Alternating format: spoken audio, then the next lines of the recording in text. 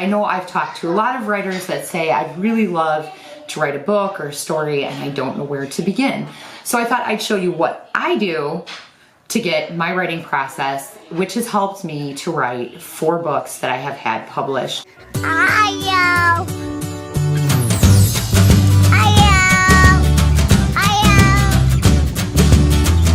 guys, so you'll probably hear a lot of noise going on in the background, but that's not unusual because we have a very large family. But today I decided to do something a little bit different once again, since it is NaNoWriMo, and I know I've had several of you ask about what I do in my writing process. So I thought I'd make a video today instead of a vlog, just kind of letting you know what I do to start my writing process, because I know I've talked to a lot of writers that say I'd really love to write a book or a story and I don't know where to begin. So I thought I'd show you what I do to get my writing process, which has helped me to write 4 books that I have had published. So I thought I'd share with you how I start my writing process. So there's a couple things you're gonna need as a writer, at least tools that I use all the time. One of which is a zip drive or flash drive, USB drive, whatever you call them. Some index cards. I use lined ones. You can use any size. I prefer these because you can find something to store them in. There's a lot of index card holders, so I like the smaller size index card holder or index cards. Ballpoint pen,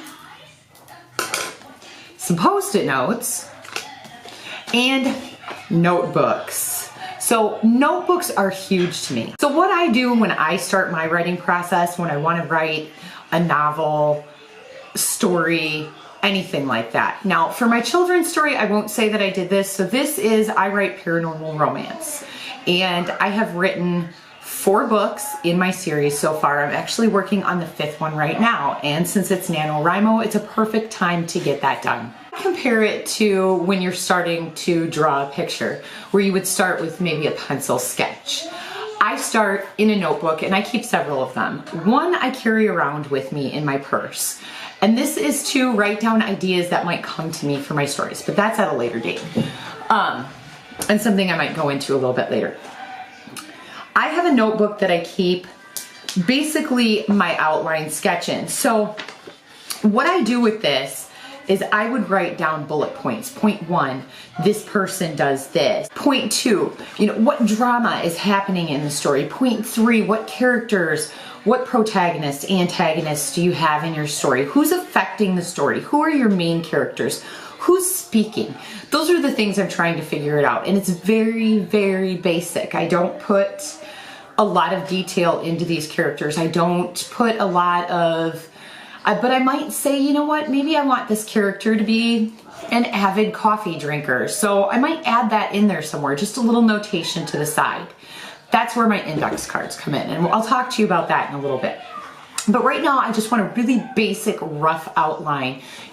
Boy meets girl, boy falls in love with girl, evil character comes in and he decides to destroy their relationship, and just a quick idea of how he might do that. What's happening, what drama, what plot pieces am I putting together? And it's very simple and basic. They might not even have names at that point, just main guy, main lady. Once I have that rough outline done, then what I'll do is I will take and create a new page. And so it's very simple for me right now, and I'm not going to show you because there's lots of parts in my novel that's upcoming that are in here.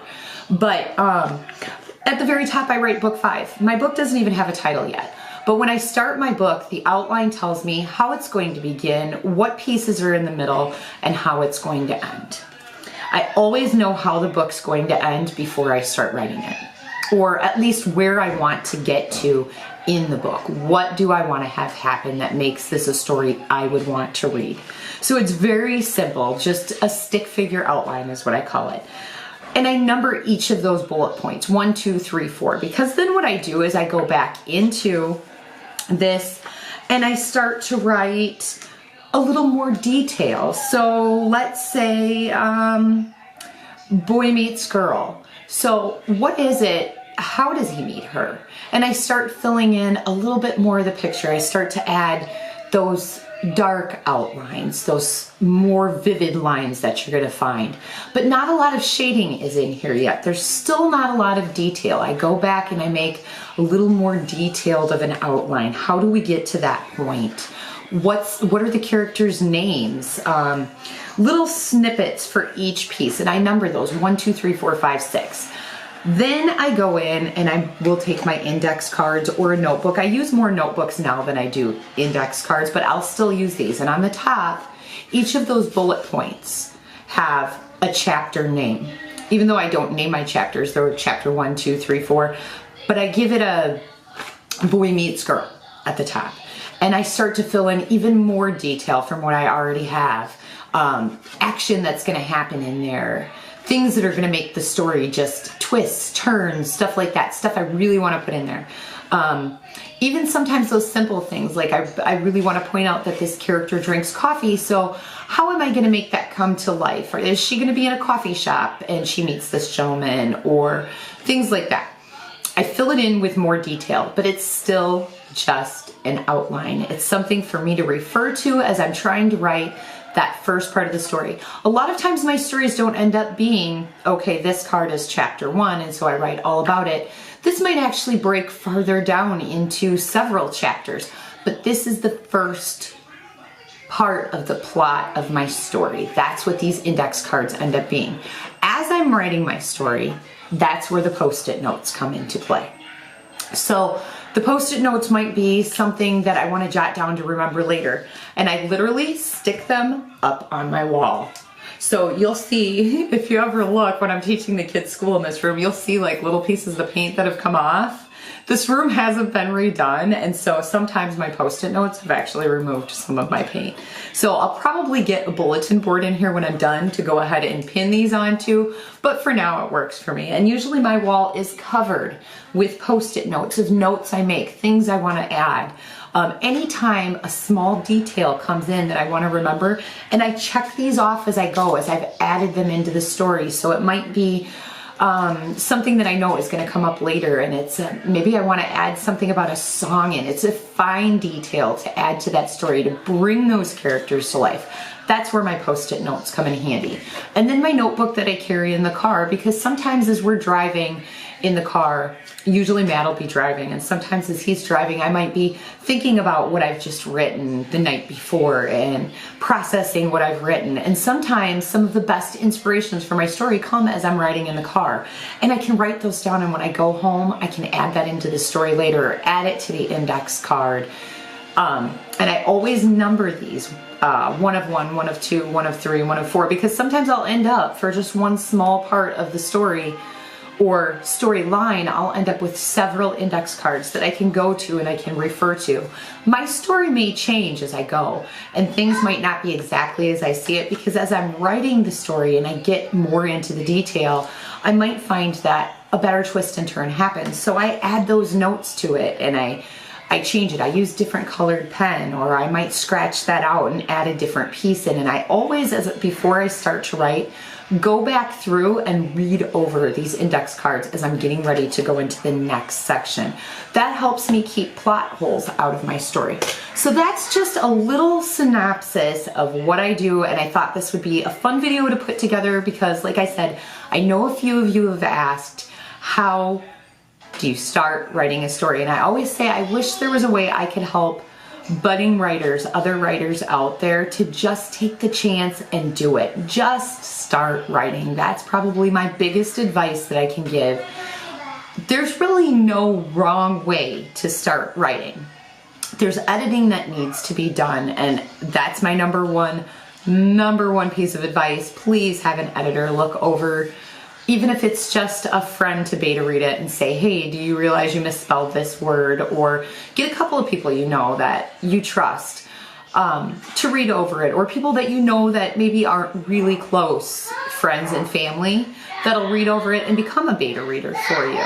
But that is my biggest piece of advice to someone that wants to start writing. Make sure that before you go out and publish your book, even if you decide to self-publish, I do not self-publish my books, at least not at this point. I haven't done any self-publishing, But if you're going to self-publish, at least make sure that you have an editor, someone else to look over your stories, because it's just going to make that reading for your reader that much better when other eyes have gone over your story. Don't be afraid to take that critique, because it's so important. It helps you grow as a writer. You know, I say this all the time. I have learned so much in this process of writing. From listening to the advice of fellow writers, I have learned so much. So don't be afraid to take that criticism. And it's hard when you're writing a story to have people, as I always say, it's like having a child. You know, you put all your heart and soul into writing it. And so sometimes it's hard to listen to that critique. And you don't have to take everything that people say to you and take it to heart and change your story. But sometimes it's for the better, and sometimes it helps you become, a lot of times it helps you become a better writer and lets you see where you might just need to grow as a writer. So that's my biggest piece of advice. Don't be afraid to get an editor, and don't be afraid to take critique from other people and listen to it and see if there isn't a way you can help yourself develop as a writer, especially when you're dealing with writers that have been writing for a long time and have a lot of experience in the field. They actually have a lot to offer. Don't be afraid to take that advice from them and learn from it. So anyway, I know this was a little bit different video. It's another sit down video today. Normally we do vlogs, but since NaNoWriMo was kicking off, I thought this would be a great way to share a little bit of what I do with you. You know, when I first started writing, I was actually working full-time in management, raising at the time 5 children, and writing my stories. And so you can do it. You can find the time. You know, even if you only have 10 minutes a day, take that time, plan out your story, and get your words onto paper. That is how you become a writer. Get your words onto paper, and then move to computer, because that's how it's accepted nowadays. It needs to be in a digital format. But for me, that writing process is easier if I start at least the outlining process paper to pen. I know a lot of people do it digitally, but for me, paper to pen is the easiest way. And then I transfer it onto the computer. And I do keep hard files of all my characters' traits. Oh, that's the other point. Character traits, I put them on there. I put details into my characters, what color their hair is, how tall they are, what quirks they have, likes and dislikes, phobias, things like that. I keep character cards, what age they were when I started writing the book. So because I'm writing a series, obviously they need to age.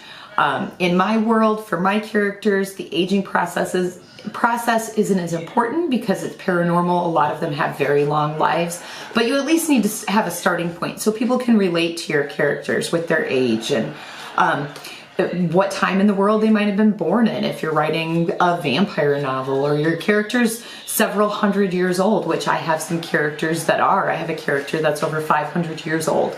So you want to have that kind of stuff written down. So I also use index cards, and then I use the computer and keep files about my characters. But I use the index cards because I can quickly pop them out and pull out my character and say, you know, when you, especially like every character is important. They all need to have a reason to be in there. Even some of the minor characters that you might not think are important, sometimes they end up being important later.